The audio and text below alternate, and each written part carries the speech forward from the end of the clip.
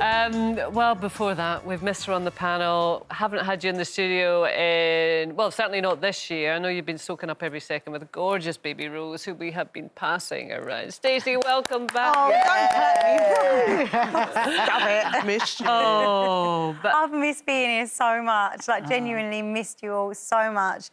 I've loved being at home in a little fuzzy bubble, baby bubble, but there was definitely so many days when I tuned in and just thought, oh, I want to be there. I want to be there laughing along with you, crying along with you. I've missed you so much. We were just... Well, personally, I was so happy when you had a home birth, because now you know the joys of it. You loved it, didn't you? I honestly think it really don't matter where you give birth, under what circumstances, you know, it is what... I don't think there's a right or a wrong way, but I can honestly say that I've never felt so calm and relaxed. Wow. I've always associated birth with trauma, genuinely, with all of my births, and I always feel really scared when I go into labour. And being in hospital, I think, almost confirms that fear, because it's like an environment where...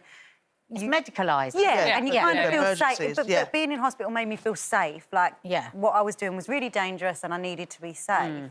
I didn't think I would ever have a feeling of feeling safe at home until I gave birth to Rose. And I didn't just feel safe, I actually felt really in control. It's the first time I've ever felt in control of a labour. And I'm not saying that's because I was at home, but... maybe it's because it's a fourth time. I mean, maybe by the fourth you actually know what you're doing. How were Joe and the kids with all of that? Were, like, you upstairs and they were downstairs playing snooker, coming home or what? from school. Well, it's really funny because I went into triage just to say I think I'm having contractions, and they put the monitor on and said, yeah, baby's happy, you're happy. It'll probably be quite a while yet because you're still talking. And then I got home, I was like... And when you eating crisps as well. That's what threw them off. She's always eating crisps. I'm always eating something. I said, Joe, I don't feel right. These are quite strong and it feels... Well, you know when it feels like they're almost hanging out? Yeah. It sounds so gross. But I was like, oh, it feels a bit of pressure. It was like, oh, well, why don't we go and see the midwives? There's a midwife centre down the road. So we went into the midwives and they were really lovely. But again, the lady there said, well, you know, you're talking through them, so we've probably got a while. And I said, oh, will you just have a look? Because it don't feel right.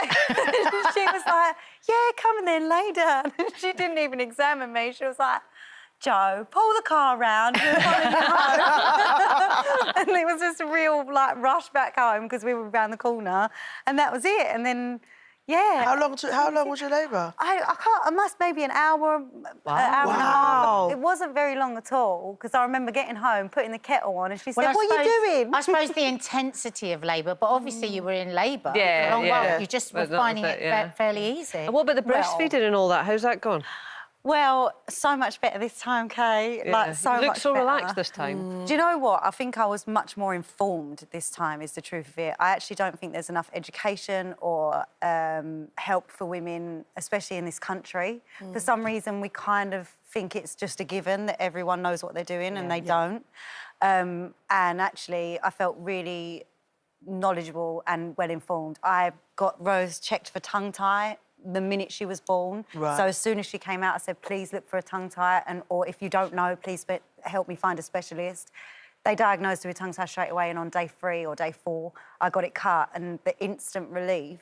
Because that's what had happened with Rexy, and you didn't know that's where the problems with the feeding with him, wasn't it? There was it. Well, do you know what's really funny? Because a lot of people and a lot of medical professionals won't class tongue tie as a reason to, like, stop you from breastfeeding. I hadn't even heard of it when I had my kids. Both of my kids were tongue-tied. Did it hurt you to breastfeed? I found with my daughter, it was almost like she was just biting, and I didn't understand. And literally, my mum came and she picked up the baby. She went, "Oh, her tongue is tied," and I was like, "Who tied it? When?" What's going on? I need to get my trainers. Yeah, I need to get my trainers. What's going on? I didn't know what it was, and then my mum showed me, and I was like, "Oh my gosh!" And you know, the same with my son, but my daughter's one stayed. But you're right, medically, there was no real support around that. I think there is, but you have to find it. It's not there for you. Yeah. And I think as well, there's, you know, they don't want the budgets.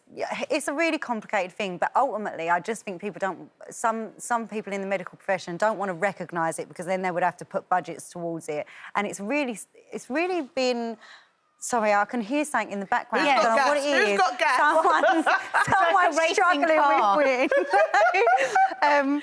But I feel like, genuinely, if people had the opportunity to know that their babies may be tongue-tied, I do think it would change their lives. I watched Rosie's mouth go from opening a little bit, which I thought was normal, because that's what Rex and Rose had done, to opening like a bird all of a sudden just from cutting. Once she was cutting, and she could suck better, and my boobs didn't hurt. Yeah. And the joy, oh my God. and the joy for you. I mean, you are just so happy now for feeding her with that ease. It just breaks my heart how many people might not have even known that's the problem. Given that you're so relaxed, is the house all finished? Is the wedding all planned? No, I'm a mess. I think what's happened is I've got into that state of mind where I'm a bit like, yeah, everything will be fine. And we're already in March. I'm like, where on earth is it? It's only just been Christmas. I haven't nowhere near finished the house. Oh, but it's looking so gorgeous, Stacey. Oh, we're so lucky to even just You've done such a lovely job with it, because it's just... I have to tell you, at points, I've thought, what you doing with this bit? It's a bit odd. But it looks so lovely. It's so homely and cosy. It's gorgeous. Such a lovely family home, I'm coming on the weekend. Oh, my God. I'm going to be there every day, Judy, you and all the girls.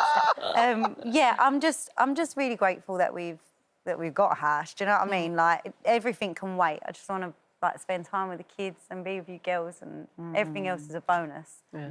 And does a girl feel different? Because, you know, 3 boys and a girl.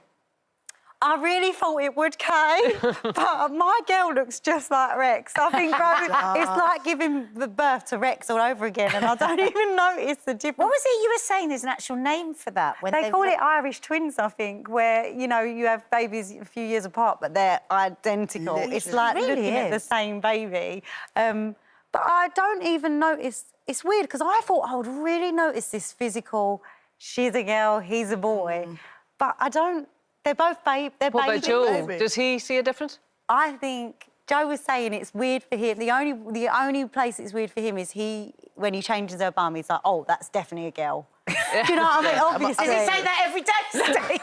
No, you know what I mean. Like, it's so different, so different, because neither of us have ever had girls. But other than that, you forget they're just humans. Like, I don't know, it's a really weird concept. I'm like waiting for her to come out and, you know, grow like Ariel Mermaid hair and wear a dress, but that's not how they're born, is it? That's what we make them. Baby number 5. Baby number 5. A gorgeous little human. And I tell you what, having her in our morning meeting this morning after the week that the world has had was just a little ray of sunshine. So thank you so much. It's lovely to see you, but my goodness, she was just what we needed Better to see her, isn't it? Yeah. Yeah.